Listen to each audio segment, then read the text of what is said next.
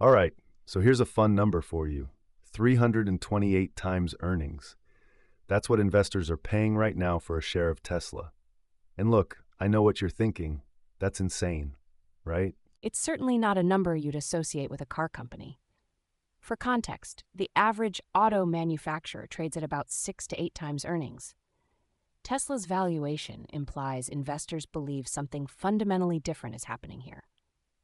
And that's exactly what makes this one so fascinating. Because Tesla just posted its worst quarterly delivery miss in years. 358,000 vehicles, down 14% from the prior quarter. And yet this month, April 2026, they're launching Cybercab production. So the question is, are we looking at a company stumbling or a company transforming? Let's dig in. Tesla was founded back in 2003 in San Carlos, California, and today it's headquartered in Austin, Texas, at the Gigafactory there. Over 125,000 employees, and the company operates across three main segments. The automotive business is still the bread and butter. That's about 73% of revenue. Building and selling the Model S, 3, X, Y, and the Cybertruck. But the more interesting story lately is the energy segment. Energy generation and storage accounted for about 13% of revenue in 2025, pulling in $12.8 billion, up 27% year over year. They deployed 46.7 gigawatt hours of storage last year, which was a 48% jump. And here's the kicker. The energy business carries a 29.8% gross margin. That's nearly double what the car business generates. So you've got this fascinating dynamic where the thing everyone knows Tesla for, making cars, is actually the lower margin business. And then there's the services segment, another 13% of revenue covering charging, parts, and service. Total revenue for 2025 came in around $94.8 billion. The competitive moat here is multi-layered. The supercharger network alone, over 15,000 stalls across 37 countries, is something no competitor can replicate quickly. Add in proprietary 46880 battery cells, 44 gigawatt hours of internal production capacity, and a full self-driving software platform trained on billions of miles of fleet data, and you start to see why bulls argue this isn't just a car company. And what makes Tesla so interesting right now, in Q2 2026 specifically? It's this collision of headwinds and catalysts. On one hand, deliveries just cratered. On the other hand, Cybercab production is launching this month. FSD is days away from EU regulatory approval. The $25,000 Model 2 enters production at mid-year. And Optimus, Tesla's humanoid robot, starts external sales later this year.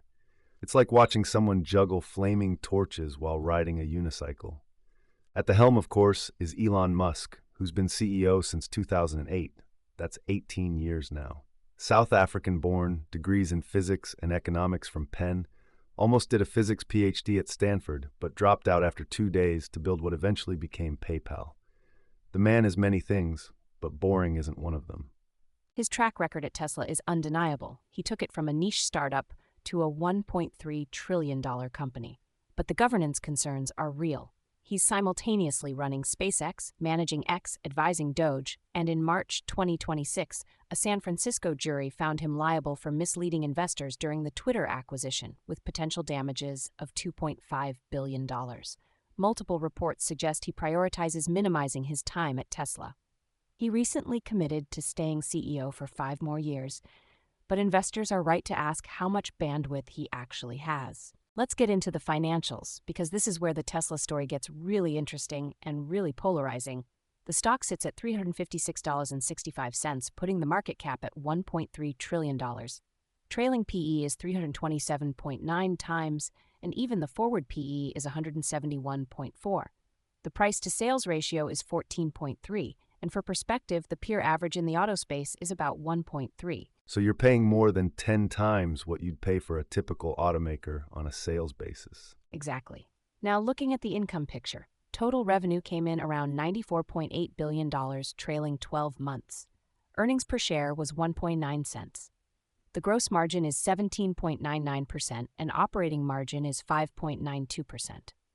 Both of those have compressed significantly from peak levels in 2022, when gross margins were above 25%. The price war with BYD and the expiration of EV tax credits have taken their toll. What about the quarterly trend? Revenue has been lumpy. Q1 2025 was $19.3 billion, Q2 was $22.5 billion, then Q3 surged to $28.1 billion before pulling back to $24.9 billion in Q4. The concern is that Q1 2026 deliveries of just 358,000 units suggest another down quarter coming when they report on April 22nd. Cash flow picture? This is actually the bright spot. Free cash flow came in at $6.2 billion for 2025, up 74% from the prior year.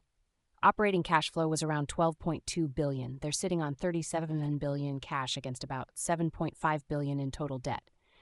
The 52-week range tells a story too. Low of $214.25, high of $498.83. We're trading roughly in the middle of that range right now. Overall, Tesla's financial health is watchful. The balance sheet is a fortress, but the income statement is under real pressure from falling deliveries and margin compression. So what are the analysts saying? Because I imagine there's quite a range of opinions on this one. That might be an understatement. Out of 32 analysts covering Tesla, you've got 13 buys, 11 holds, and 8 sells. The consensus is hold, which honestly reflects just how divided Wall Street is. The average price target is $392, implying about 10% upside. But the range is enormous. The low target is $145 from JP Morgan, and the high is around $500. Wait, $145? That's JP Morgan saying the stock could fall 60% from here? That's Ryan Brinkman, their lead auto analyst. He put out that underweight call on April 6th, citing record inventory levels and serious demand concerns. On the other end, Morgan Stanley remains overweight, arguing the market is underpricing robotaxi optionality and energy storage growth. And the last earnings report. Q4 2025 reported on January 29th. Revenue was $24.9 billion, EPS at 24 cents. Both missed estimates. That made it 4 consecutive quarters of misses. Management guided for Cybercab production starting this month and Model 2 at mid-year, but the delivery growth targets feel more aspirational than concrete at this point. All right, let's lay out both sides, because this might be the most polarizing stock in the entire S&P 500. I'll take the bull case. The biggest catalyst staring us in the face is the Cybercab. Robotaxi production is launching this month, and Tesla plans to expand autonomous ride-hailing to 7 major cities: Dallas, Houston, Phoenix, Miami, Orlando, Tampa, and Las Vegas by mid-year. If that works, it fundamentally changes Tesla's unit economics from a one-time car sale to recurring high-margin revenue. That's a big if. Fair enough. But there's more. FSD is expecting EU approval on April 10th, which unlocks the entire European market for Tesla's autonomy software. The Model 2 at $25,000 could massively expand the addressable market. Energy storage is on fire, 29.8% margins and $4.96 billion in deferred revenue hitting in 2026. And Optimus, if it even partially delivers, opens an entirely new business vertical in humanoid robotics. The bull argument is that every one of these catalysts is worth more than any traditional automaker. Now here's the bear case, and it starts with the obvious. You're paying 327 times earnings for a company whose deliveries just fell 14% sequentially. European deliveries plunged 49% in Q1. BYD sold 2.3 million EVs last year and has overtaken Tesla as the world's largest EV seller by volume, and they're doing it at a fraction of Tesla's price points. But the tariffs keep BYD out of the U.S. market. For now, that's geopolitical risk, not a moat. Beyond competition, there's execution risk on every single catalyst you just mentioned. Tesla has a well-documented history of ambitious timelines that slip. Scaling revolutionary manufacturing for Model 2 is unproven. And then there's the Musk factor. His attention is fragmented across 5 companies, and he was just found liable for $2.5 billion in the Twitter case. The bear argument is that this stock is priced for perfection in a company delivering imperfection. Let's see how Tesla stacks up against the competition. We're looking at BYD, Rivian, and Ford. BYD trades at a PE of 19.2 and a price to sales of 1.2. Revenue growth around 8%. They're the volume king now with 2.3 million EVs sold, but they trade at a fraction of Tesla's multiple because they lack the autonomy and software narrative. Rivian just hit its first gross profit, $144 million in 2025, after years of deep losses. Their R2 SUV is launching in early 2026, and the PS is about 2.8, but they're still not profitable on a net basis, and volumes are tiny. Then Ford at a PE of 6.2 and PS of 0.3, classic deep value. They're targeting 50% hybrid and EV mix by 2026, but they don't have Tesla's tech stack or brand premium. So Tesla is trading at roughly 17 times BYD's PE multiple and 47 times Ford's price to sales. That spread is basically the market putting a price tag on autonomy, software, and Elon Musk's vision. The options market is telling an interesting story. Put-call ratio sits at 0.78, so slightly more call activity than puts. That's a modest bullish lean. IV percentile is at 55%, meaning implied volatility is moderate relative to the past year. The 64.5% implied volatility translates to roughly a $30 to $35 expected move over the next 30 days, or about an 8 to 10% swing. Which makes sense with earnings coming April 22nd. Exactly. Notable open interest clusters show calls concentrated at the $400 and $450 strikes for April and June expiry, suggesting optimists are positioning for a robotaxi-driven pop. Put clusters at $300 and $250 show some hedging for a delivery-related sell-off. As always, options activity reflects positioning, not prediction. It tells you where traders are placing bets, not where the stock is going. Insider activity on Tesla is always worth watching, especially given who the main insider is.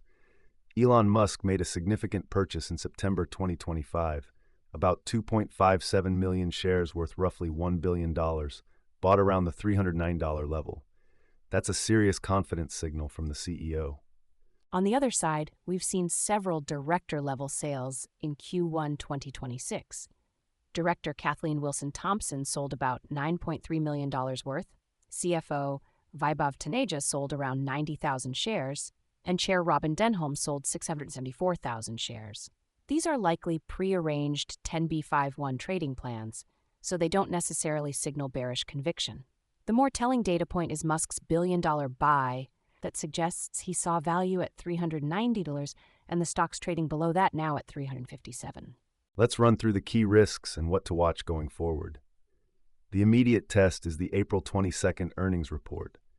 After 4 consecutive misses, Tesla needs to deliver results, or at least convincing guidance, to justify this valuation. The delivery trajectory is the single most important metric. If Q1 2026 revenue comes in weak and Q2 guidance doesn't show a recovery, the margin pressure story intensifies. Beyond that, watch the April 10th FSD EU approval decision. A delay there would undercut one of the major near-term catalysts. And keep an eye on the Cybercab production ramp. If it's a trickle rather than a flood, the robotaxi thesis gets pushed out again. Macro risks include potential changes to EV subsidies, rising interest rates making car financing more expensive, and lithium and cobalt price volatility affecting battery costs. So here's where we net out. Tesla is a $1.3 trillion company trading at 327 times earnings, with deteriorating deliveries in the near term, but launching 4 potentially transformative products over the next 12 months. The balance sheet is bulletproof, the energy business is a hidden gem, and the autonomy pipeline could redefine the entire auto industry. But all of that has to actually happen. The key metric to watch is Q1 2026 deliveries guidance on April 22nd. If management can credibly map a path back to delivery growth, whether through Cybercab Model 2 or geographic expansion, the growth narrative holds. If they can't, the market may start asking whether 327 times earnings is justified for a company that sells fewer cars each quarter than BYD sells each month. I want to leave you with a quote from Elon Musk himself. He once said, "The fundamental value of a company like Tesla is the degree to which it accelerates the advent of sustainable energy faster than it would otherwise occur." It's a good framing. The question investors have to answer for themselves is whether that acceleration justifies a $1.3 trillion price tag, or whether the market has already priced in more acceleration than Tesla can deliver. Well said, Lana. That's going to do it for episode 65 of Charged Alpha, our deep dive into Tesla, ticker TSLA. And hey, If you want to run the same research workflow we use to build these episodes, everything's free at chargedalpha.com. 11 screening tools across stocks, ETFs, options, crypto, bonds, REITs, commodities. No sign-up, no paywall. The same data that powers this show is sitting there waiting for you to run your own screens. Check it out. Until then, I'm Hudson Thomas. This podcast is for informational and educational purposes only. Nothing discussed today constitutes a buy, sell, or hold recommendation for any security mentioned. All investments carry risk, including the risk of total loss of principal. Past performance does not guarantee future results. Always do your own research and consult with a qualified financial advisor before making any investment decisions. The hosts and producers of Charged Alpha may hold positions in securities discussed on this show. This episode was researched, written, and produced using AI-assisted tools. All data has been aggregated from publicly available sources and may contain inaccuracies. Data is current as of the recording date and may have changed.